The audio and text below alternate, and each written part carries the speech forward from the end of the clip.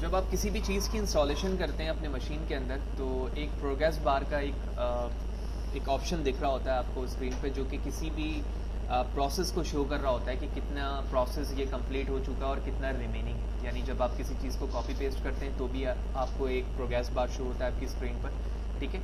उस progress bar को manage करने के लिए आपको जावास्क्रिप्ट या jQuery की ज़रूरत है, लेकिन डिस्प्ले में लाने के लिए आपको या तो CSS की ज़रूरत है या बूटस्ट्रैप की क्लासेस की ज़रूरत है, क्योंकि CSS और बूटस्ट्रैप जो है वो सिर्फ यूज़र इंटरफेस को क्रिएट करने के लिए इस्तेमाल होता है। मैनेज करने के लिए आपको या तो जावास्क्रिप्ट को यूज़ करना होगा या फिर jQuery को यूज़ करना होगा। लेकिन इस वक्त हम देखेंगे कि बूटस्ट्रैप को यूज़ करते हुए प्रोग्रेस बार हम किस तरह से क्रिएट करते हैं और डिफरेंट क्लासेस किस तरह से उसे मैनेज कर रही होती है। तो इस काम के लिए मैं एक डिव ओपन करता हूँ, ठीक है। और इस डिव में हम लिखते हैं प्रोग्रेस बार क्लासेस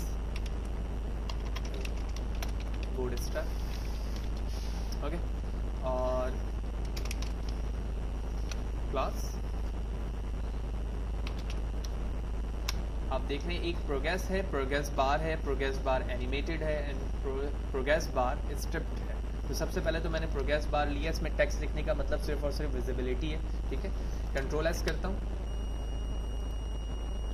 रिफ्रेश करता हूँ पेज को, और आप देख रहे हो कि प्रोग्रेस बार आ तो रहा है, लेकिन मैंने सिर्फ प्लेन एक यूज़ किया है प्रोग्रेस बार, तो एक कलर है इसमें, ठीक है। मैं जूम करके भी दिखाता हूँ।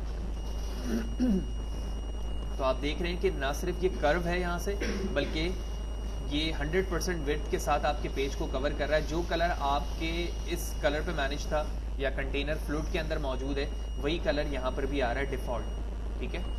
मैं एक काम करता हूँ कि CSS की एक क्लास लगाता हूँ, आई मीन प्रॉपर्टी, और इसकी विड्थ मैनेज करता हूँ और इसको कर देता हूँ 250 pixel. Control S, refresh the page,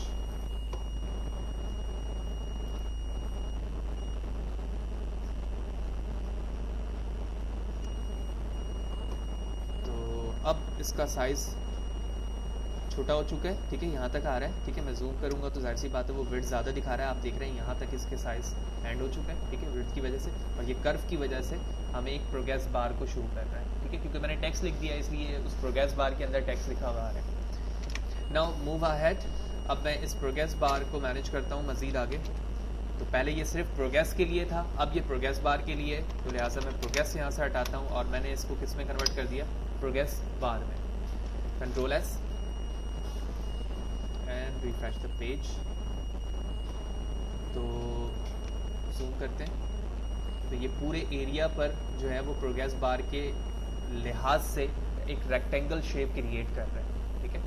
और डिफ़ॉल्ट तौर पे इसका एक कलर है, ठीक है। उस कलर को मैनेज करना 50%, 20%, वो सारी चीज़ें क्लासेस के बिहाफ पर होती हैं कि आप कितने % कलर शो करना चाह रहे हो, कितना नहीं चाह रहे हो, ठीक है। जिस तरह जब ये कलर मूव हो रहा होता है तो 0 से 100% की तरफ होता है, तो वो जो एनिमेटेड है वो क्लासेस के थ्रू मुमकिन है, ठीक है। यानी जब आप जावास्क्रिप्ट इस्तेमाल करेंगे या jQuery इस्तेमाल करेंगे तो उसके ज़रिए मुमकिन है कि वो मूवमेंट किस तरह से हो रही है एक जगह से दूसरी जगह। क्लियर? सो आगे चलते हैं। प्रोग्रेस बार के बाद हमारे पास ऑप्शन है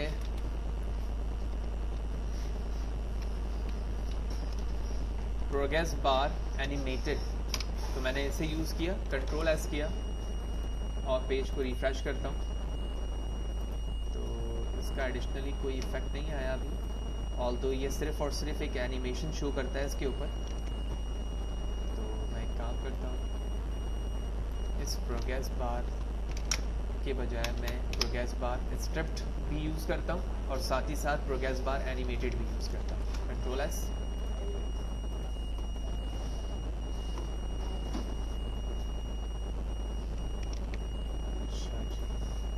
मुझे और यूज़ करना पड़ेगा प्रोग्रेस बार, ठीक है। 3 क्लासेस यूज़ किए मैंने, progress bar striped and progress bar animated.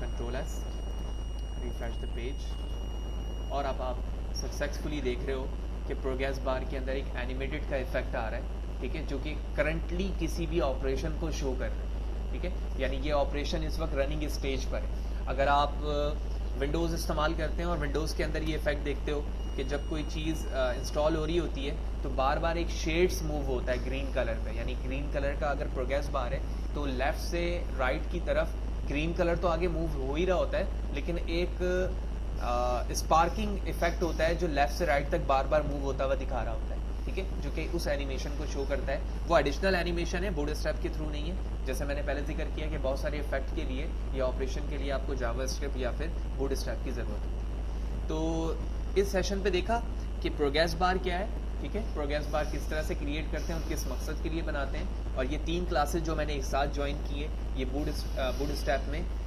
Progress bar को किसी एनिमेशन के साथ शो कर रही होती है। जैसे मैंने यहाँ पर वर्ड लिखा है, इसकी जगह मैं नंबर भी लिख सकता हूँ, यानी फॉर एग्जांपल मैं यहाँ पर आता हूँ और इस टेक्स्ट की जगह लिखता हूँ